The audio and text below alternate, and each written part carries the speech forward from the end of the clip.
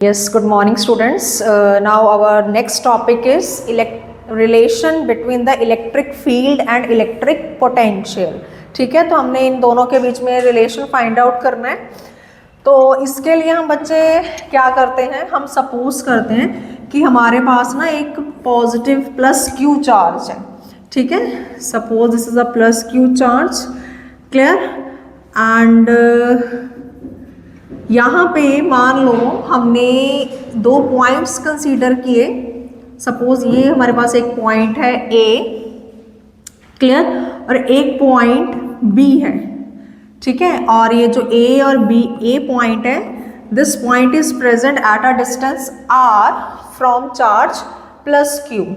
ठीक है, हमने ए और बी जो पॉइंट्स लिए हैं ना, काफ़ी नज़दीक लिए हैं ये वाले पॉइंट्स, सच दैट इन दोनों पे ऑलमोस्ट जो इलेक्ट्रिक फील्ड लग रही है वो सेम है। ठीक है, तो अगर मैं यहाँ पे कोई भी टेस्ट चार्ज रखूँगी, मान लो मैंने यहाँ पे टेस्ट चार्ज कोई रखा क्यू नॉट, तो इसके ऊपर क्यू नॉट चार्ज के ऊपर प्लस क्यू चार्ज की वजह से जो फोर्स लगेगा या फिर जो इलेक्ट्रिक फील्ड लगेगी that will be in this direction, outward direction में ये फोर्स लगेगा ये क्यू नॉट टेस्ट चार्ज के ऊपर। ठीक है, तो मान लो ये जो पॉइंट ए है, इस पॉइंट का पोटेंशियल है V, ठीक है, और V ए कह लो इसको, और ये B पॉइंट जो है इसका पोटेंशियल है VB। ठीक है, सच दैट आपका जो VA है उसका पोटेंशियल आप V कंसीडर कर लो। ठीक है, अब क्योंकि ये पॉइंट इसके ज़्यादा नज़दीक है B पॉइंट, तो इसका पोटेंशियल जो होगा वो A के कंपैरेटिवली थोड़ा सा ज़्यादा होगा। तो ये मान लो मैंने इस पॉइंट का potential V plus DB, means थोड़ा सा पोटेंशियल इसका ज़्यादा है। ठीक है, क्लियर। अब मान लो मैंने चार्ज को A पॉइंट से B पॉइंट तक मूव करवाना है और A से B तक का जो स्मॉल डिस्टेंस है वो dr डिस्टेंस है। ठीक है, तो राइट डाउन, आपके पास force acting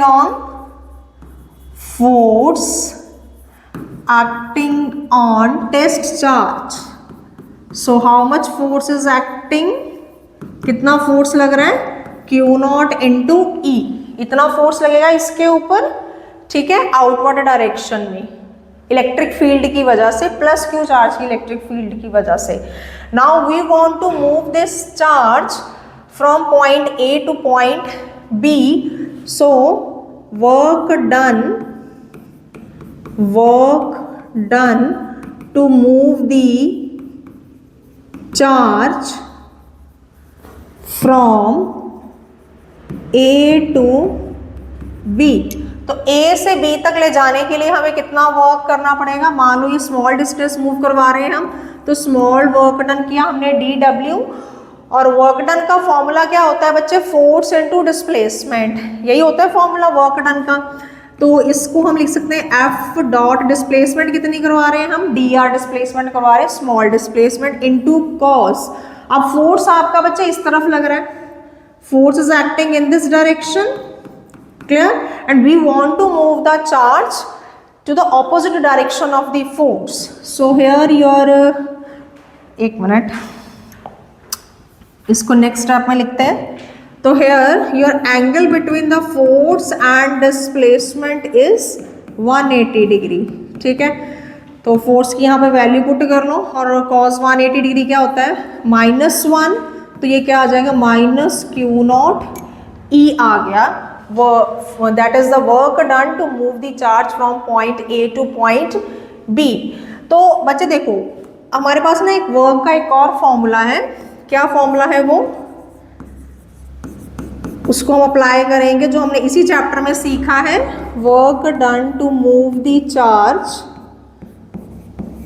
work done to move the charge from A to B, तो उसका फॉर्मूला बच्चे क्या है, charge into potential.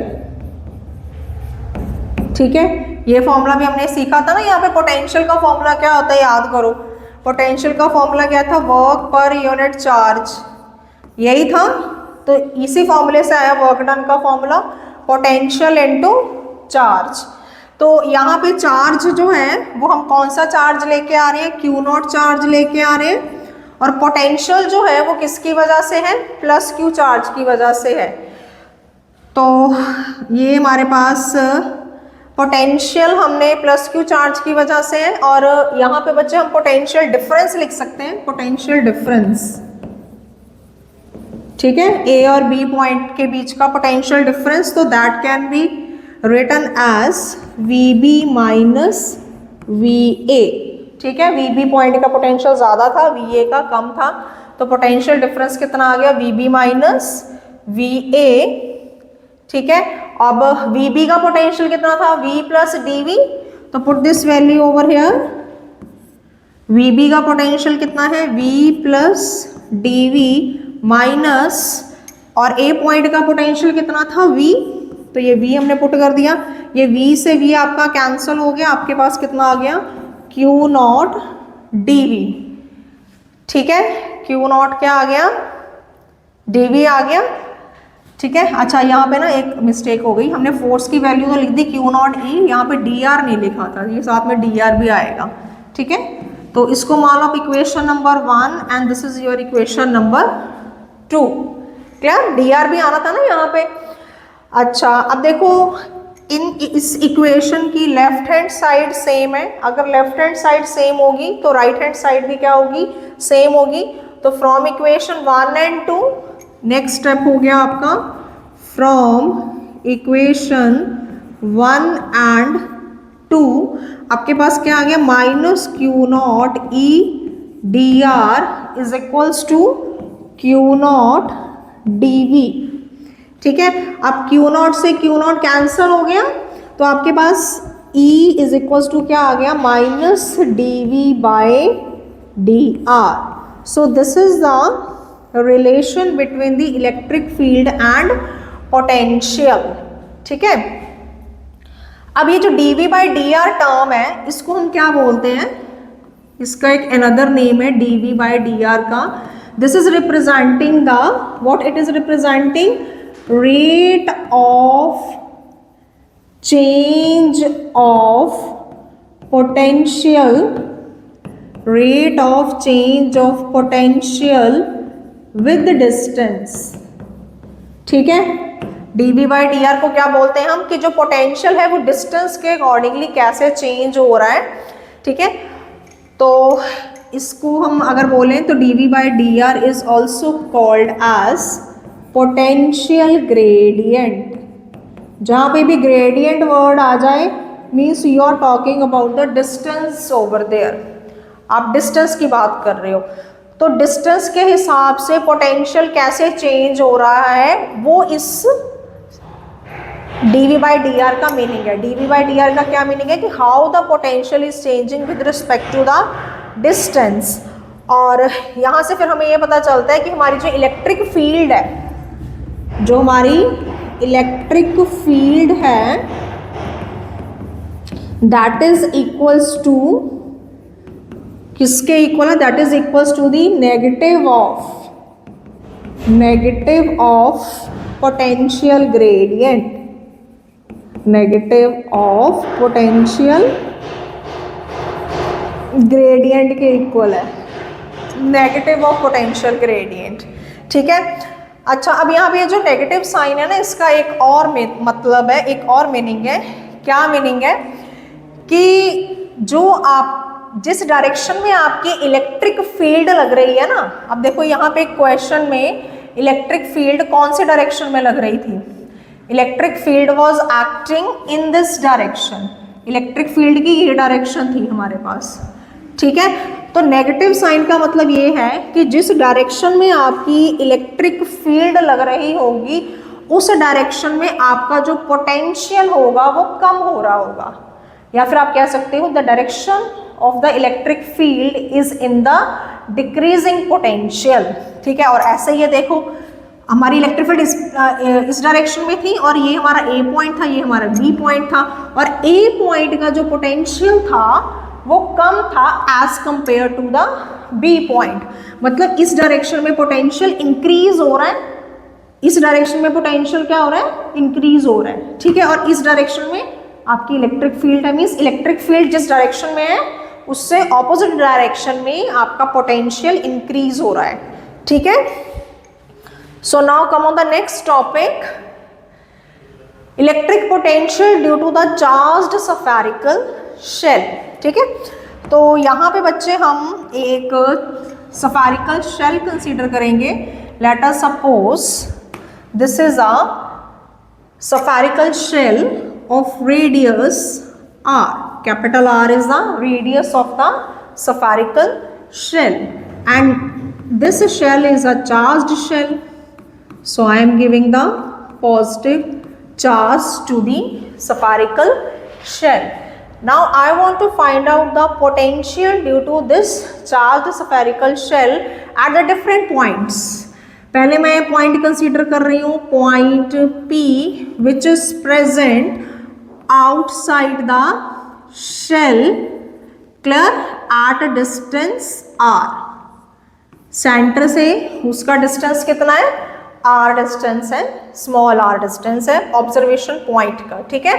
So where your observation point is, first case है outside the shell, outside the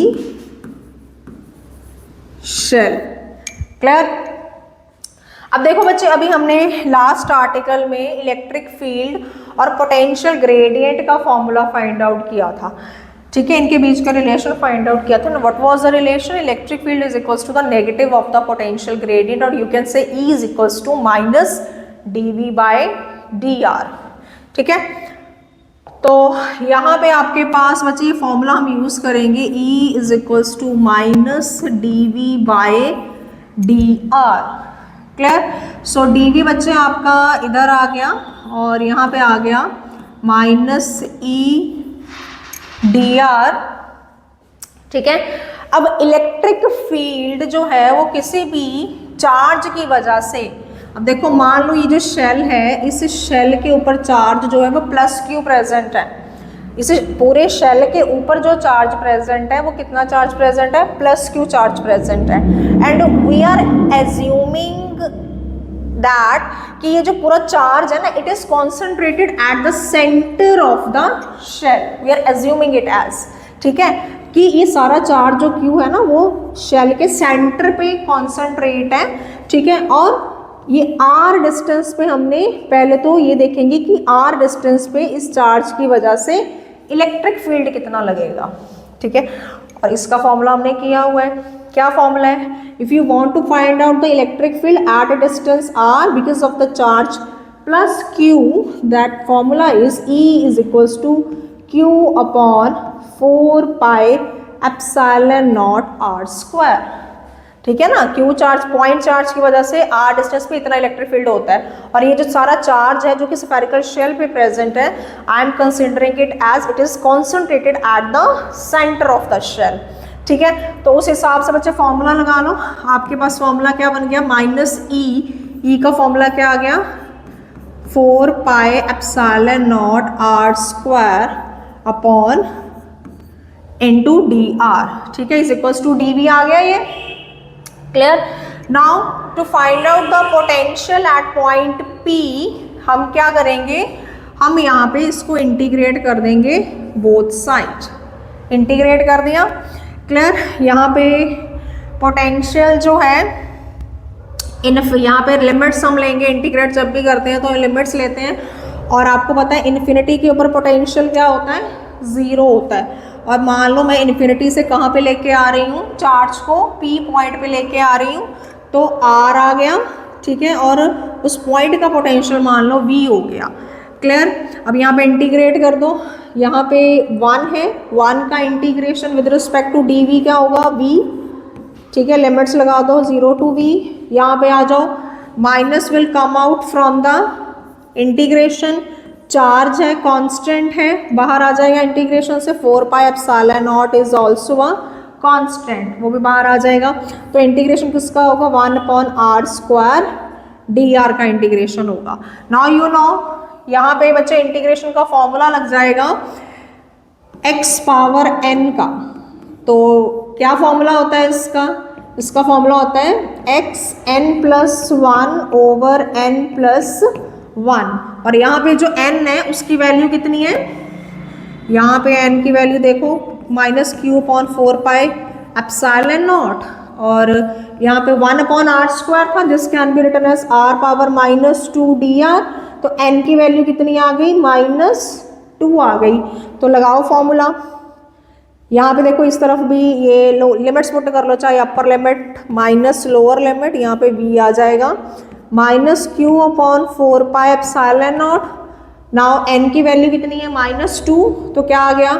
-2 + 1 -2 + 1। ठीक है, इंटीग्रेशन का फॉर्मूला लगा दिया, और लिमिट्स हमारी क्या चल रही थी? इन्फिनिटी टू r, और लिमिट्स क्या थी? Infinity to r। अब लिमिट्स हम इस तरफ लिखेंगे। नाउ नेक्स्ट है माइनस, ये -2 + 1 -1 हो जाएगा, -1 माइनस कैंसिल हो गया, आपके पास क्या बचा? q upon 4 pi epsilon not. ठीक है, इसका माइनस इसके साथ कैंसिल हो जाएगा। अब r की पावर क्या हो गया? -1 इन्फिनिटी टू r, आपके पास लिमिट्स लग गई। Now put the limits in the next step.